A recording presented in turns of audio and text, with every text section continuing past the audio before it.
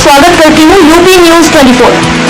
आइए नजर डालते हैं आज की मुख्य खबर। यूपी विधानसभा चुनाव 2022 कांग्रेस की महासचिव और यूपी की प्रभारी प्रियंका गांधी ने की प्रेस वार्ता के जरिए किया मैनिफेस्टो। ये पहला महिला मैनिफेस्टो नहीं होगा, इससे दूसरे राजनीतिक प्रेरणा लेंगे और वो महिलाओं को हिस्सेदारी देंगे। 40% महिलाओं को इसलिए हिस्सेदारी दी ताकि महिला सशक्तिकरण कागजों तक ही सीमित न रहे। कांग्रेस पार्टी ने पहली महिला मुख्यमंत्री उत्तर प्रदेश को दी। अब अमेरिका में कहीं जाकर महिला वाइस प्रेसिडेंट बनी, जबकि कांग्रेस ने बहुत पहले इंदिरा गांधी जी को प्रधानमंत्री बनाया था। यूपी में महिलाओं पर बहुत अत्याचार हो रहा है और वो लड़ रही हैं। यूपी में जो युवा महिला है वो लड़ना चाहती है।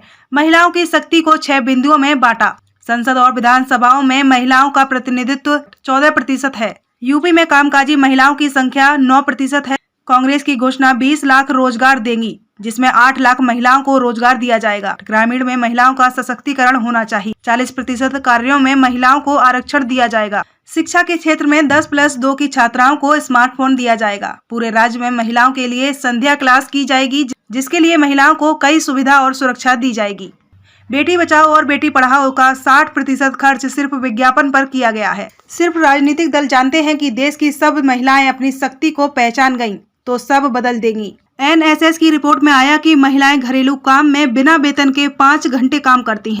महिलाओं को 3 सिलेंडर प्रति वर्ष मुफ्त दिया जाएगा। महिलाओं को अंतर्राष्ट्रीय स्तर पर और क्षेत्र में 10 खेल स्टेडियम बनाए जाए। घरेलू हिंसा और नशे से निपटने के लिए प्रशिक्षित केंद्र बनाए जाएं।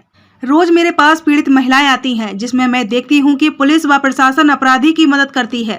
बांटा है स्वाभिमान, स्वावलंबन, शिक्षा, सम्मान, सुरक्षा और सेहत।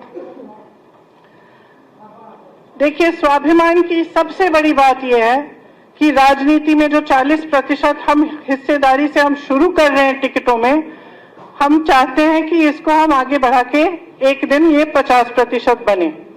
ये जो हिस्सेदारी है, इससे जो इम्बैलेंस है राजनीति में महिलाओं का, उसको हम ठीक करने की कोशिश करना चाहते हैं। संसद और विधानसभाओं में महिलाओं का प्रतिनिधित्व आज 14% से कम है।